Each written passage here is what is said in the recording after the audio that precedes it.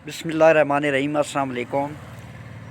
Gold को आज के लिए देख लेते हैं कि आज की डेट में गोल्ड की पॉसिबल मूवमेंट जो है वो क्या हो सकती है। जिस तरह कि कल गोल्ड को फोरकास्ट किया था कि अगर सीपीआई की वजह से गोल्ड ने अप साइड को मूवमेंट की तो फिर इस तरीके से हो सकती है, और अगर गोल्ड डाउन साइड पे आया तो इस तरीके से मूव कर सकता है। प्रेजेंटली गोल्ड जो है ये बुलिश है, टेक्निकली बुलिश नहीं है, फंडामेंटली बुलिश है।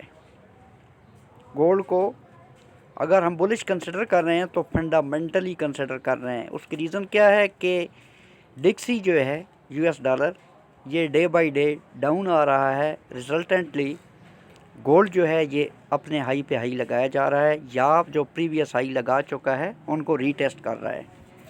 अभी मौजूदा सिनेरियो में कल मैंने आपसे कहा था कि जब मैंने वीडियो बनाई थी तो मैंने आपसे कहा था कि पॉसिबल है कि प्राइस उस वक्त इस लेवल पर आए। ये वाला लेवल है 2000 और 2003 वाला, ये आप देखें, ये मैंने मार्क किया हुआ है इस लेवल को। लेकिन क्या हुआ कि उस टाइम प्राइस इस लेवल तक तो नहीं आ सकी, बल्कि इस लेवल पर थी। ये जो 2010-11 वाला लेवल है, ये वाला मैं आपको बताता होता हूँ। इस लेवल की मैं बात कर रहा हूँ, ये वाला लेवल 2009 का लेवल, ठीक है। प्राइस इसके नीचे थी और 2003 के लेवल के ऊपर थी, सॉरी इससे नीचे थी, 2009 के लेवल से नीचे थी और 2003 के लेवल से ऊपर थी। जो ये न्यूज़ आई तो प्राइस ने 2009 के लेवल को अप साइड को ब्रेक किया। इवन ये जो 2020 का हमारा लेवल है, ये वाला लेवल 2020 का लेवल, ये भी अप साइड को ब्रेक हुआ। तो मैंने आपको बताया था कि अगर 2020 का लेवल प्राइस अप साइड को ब्रेक करती है और फिर रीटेस्ट करती है तो फिर पॉसिबल है कि गोल्ड 2032-35 का जो लेवल है इसको ब्रेक करे। अगर 2032-35 का लेवल ब्रेक और रीटेस्ट होता है तो 2050-55 और फिर 2070-75 तक हम देख रहे थे। लेकिन मैंने कल ये भी बताया था कि इस न्यूज़ की वजह से पॉसिबल नहीं है कि प्राइस 2032-35 के लेवल को ब्रेक रीटेस्ट करने के बाद 2050 तक जाए। एक ही दिन में इतनी बड़ी मूवमेंट एक्सपेक्ट नहीं की जा सकती। और उसके अल्टरनेटिव मैंने बताया था कि इन केस सीपीआई की वजह से डॉलर स्ट्रांग होता है तो प्राइस अगर डाउन आई 2003 के लेवल को डाउन साइड को ब्रेक और रीटेस्ट किया तो फिर 1988 और 1993 का लेवल डाउन साइड को ब्रेक रीटेस्ट करने के बाद 1970-75 तक प्राइस जा सकती है। लेकिन इतनी ज़्यादा मूवमेंट एक ही दिन में पॉसिबल नहीं होती। पुरानी जो हमारी मार्किंग है इसको हम कर लेते हैं ख़त्म। अब नई मार्किंग जो है उसको थोड़ा डिस्कस कर लेते हैं कि नई जो मार्किंग है उसके हिसाब से गोल्ड की मूवमेंट हम किन किन लेवल से या किस साइड को एक्सपेक्ट कर सकते हैं। अभी आप देखें कि प्रेजेंटली गोल्ड की प्राइस 2026 के राउंड अबाउट चल रही है, ठीक है। तो यहाँ से पॉसिबल है, अगर चैनल की बात करें तो मैं थोड़ा चैनल भी आपको समझा दूँ। अगर H1 के टाइम फ्रेम पे हम एक चैनल ड्रा करें तो आप देख सकते हैं कि गोल्ड की प्राइस एक चैनल के अंदर मूव कर रही है, ठीक है। ये आप देखें एक चैनल के अंदर, ये अपर ट्रेंड लाइन होती है चैनल की, ये मिडल ट्रेंड लाइन होती है और ये लोअर ट्रेंड लाइन होती है। अब price down I, lower trend line से प्राइस ने सपोर्ट ली और फिर अप साइड को जाना शुरू किया। कल की डेट में क्या हुआ कि कल की डेट में गोल्ड ने चैनल की अपर ट्रेंड लाइन से रेजिस्टेंस ली और प्राइस डाउन आई।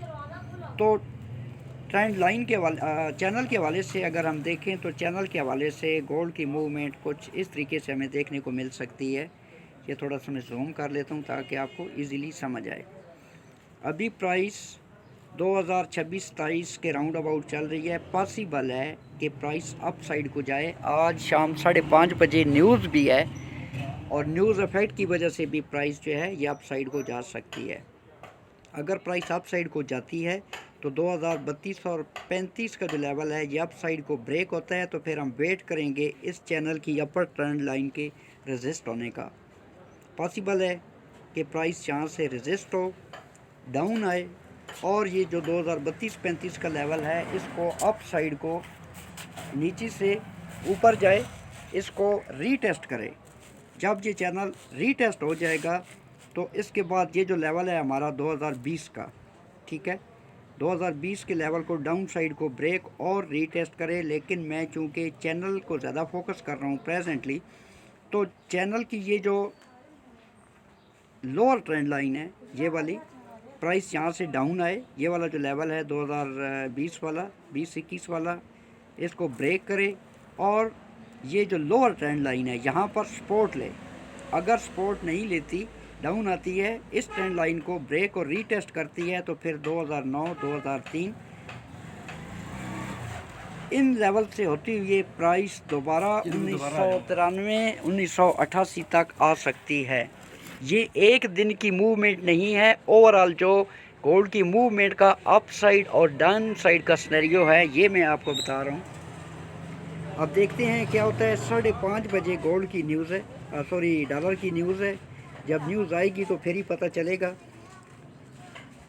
नेक्स्ट ये होता है कि in case price up side को ब्रेक करती है 2032-35 का लेवल और ये जो चैनल की अपर ट्रेंड लाइन है इसको ब्रेक और रीटेस्ट करती है, तो फिर पॉसिबिलिटी है कि प्राइस 2050-55 तक जाए। और अगर यहाँ से भी ये वाला लेवल 2050-55 का अप साइड को ब्रेक और रीटेस्ट होता है, तो फिर ऑल टाइम हाई जो गोल्ड का लगा हुआ है 2070-75 यहाँ तक गोल्ड की प्राइस जा सकती है। प्रेजेंटली ये वाली अपडेट थी जो मैंने आपके साथ शेयर कर दी है।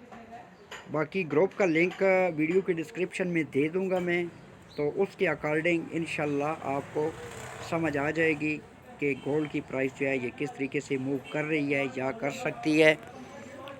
ट्रेड वाइजली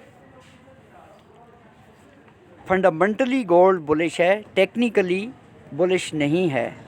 इसलिए मेरी एडवाइस ये है, मैं किसी को ये नहीं कहता कि आप बाई करें या सेल करें, अगर करते हैं तो अपने रिस्क पे करें। मैं सिर्फ एक ट्रेड आइडिया आपके साथ शेयर करता हूँ कि यहाँ से ऐसे ऐसे हो सकता है, ठीक है। तो अब तक की ये अपडेट थी। मेरे एंड पे अगर जो एंट्री होती है वो गोल्ड जितना हाई लगाएगा मैं वहाँ से गोल्ड को सेल करूँगा, ना कि बाई करूँगा, क्योंकि अब गोल्ड की प्राइस जहाँ पे खड़ी है 1975 से 2075 तक का जो एरिया है, यहाँ तक बुल ट्रैप मैं इसको कंसिडर कर रहा हूँ कि यहाँ इस एरिया में अगर आप बाई करेंगे तो आपकी पोजीशन स्टक हो सकती है, आप बाई में स्टक हो सकते हैं। बेहतर ये है कि गोल्ड जितना हाई लगाता है, अगर अच्छी इक्विटी है, रीज़नेबल लार्ज साइज़ है, तो आप वहाँ से गोल्ड को सेल करें, ना कि बाई करें।